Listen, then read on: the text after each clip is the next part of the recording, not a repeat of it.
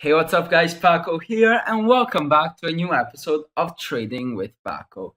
Today, I want to go back and make a video on more an historic event because I said I always like to make these videos, and as the last few videos that I made were about other topics, I thought that it would be nice to bring to you another video of this type. So I saw that you really enjoyed the last video, and I'm very happy about that. I saw many positive comments and a lot of feedback in the comments, which I always appreciate. Thank you. And of course, if you do enjoy this video too, feel free to leave a like, subscribe to the channel, comment any feedback or just a positive comment. I always appreciate them a lot, and they both motivate me a lot too. And of course, turn on the notification bell because I will be releasing videos every Sunday, even during the winter holiday. I will always be here. So without further ado, let's get right into it. So today I've decided to make a video on one of the most devastating events in modern history, which is of course the Great Depression. So what happened in the Great Depression? Well, first of all, it happened in the late 1920s and during the 1930s, and to this day, it remains the longest and most severe economic downturn in modern history. It lasted almost 10 years and it affected every country in the world, even outside the United States of America, where that actually happened in the origin. So the consequences were a steep decline in industrial production and in prices, a mass unemployment, banking panics, and a sharp increase of rates in poverty and homelessness.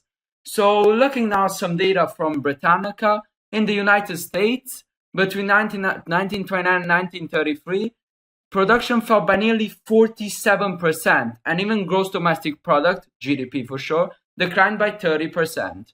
So to put this in context, in the Great Recession, which is the 2008 global financial crisis, was actually not as big because the GDP declined by 4.3%, which is a lot less if we compare it to the 47% of the Great Depression. And also unemployment dropped by only 10%, which is a lot less, as I said, by the previous data. So if you want to know more about the global financial crisis in 2008, there's a video on my channel which talks about it. So go watch it. You can pause the video and come back to it later because it gives you all the things that I need to know to understand this video too. So if you already have watched it, then you can go on.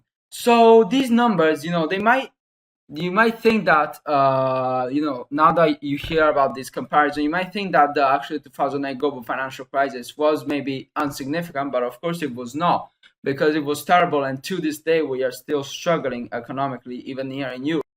Well, then we can only imagine how devastating the Great Depression was worldwide.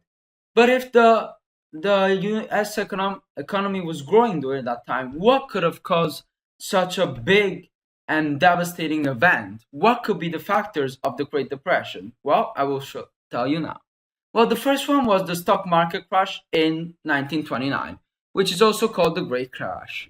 So during the 1920s, the US stock market was undergoing a historic expansion. The stock prices were rising exponentially. So many people saw this as an opportunity to make easy money.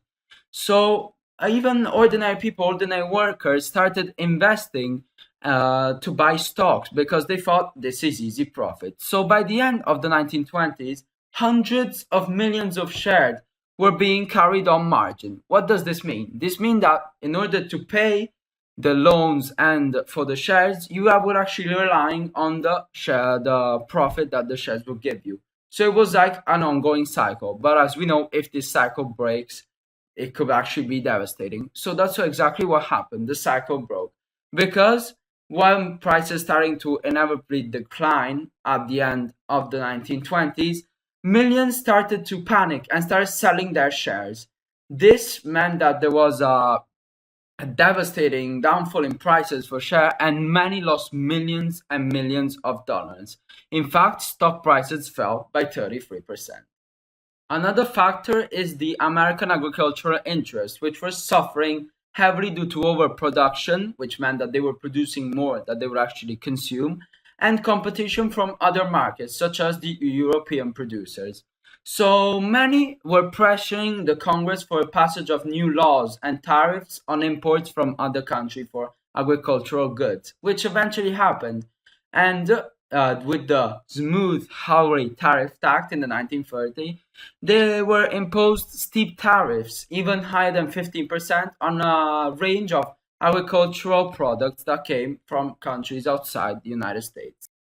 Due to these new taxes on agricultural and industrial goods, there would be a very strong decrease in global trade, which, in the long run, would affect the economy of the United States very badly.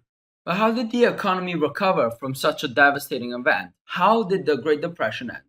Well, in 1932, Franklin Roosevelt was elected as president, and his main point was to create programs to end the Great Depression. Well, he actually did, signing the New Deal. The New Deal battered unemployment by 25% by creating new agencies which were designed to create jobs and, of course, batter unemployment. So, after 10 years of very strong crisis, the Great Depression actually ended. And by the 1950s, the US economy was growing again. So, before I conclude this episode, I wanted to answer a question which I've seen has been asked a lot. Could the Great Depression happen again in our days? And the answer is that yes, it could. In fact, the 2008 global financial crisis should be a reminder that stock market crashes are still possible to this day. And this is why I believe that people in general should be more informed on this topic, because even now, even with all the tools that we have, our lives could still be affected a lot by what happens in the stock market, which is why I started this series in the first place. I don't believe that we should live with the fear that any day the stock market could crash, but I do believe that we should learn on what the stock market is and how it works, because we should know that it could affect our lives. This is the end of today's episode. I hope you enjoyed it. As I've said earlier, I really enjoy making episodes on history because I believe that it's very fascinating but also very important to know. However, let me know what you guys think in the comment section below. Leave feedback and any improvements that I can make. I always read the comments and always appreciate feedback, even if it suggested something that I should change. As I said, leave a like if you enjoyed the video. Consider subscribing to the channel, as I will be releasing videos every Sunday, even during the holidays. And of course, turn on the notification to be notified instantly whenever I release a new video. Thanks for watching, as always. See you next week. Bye bye.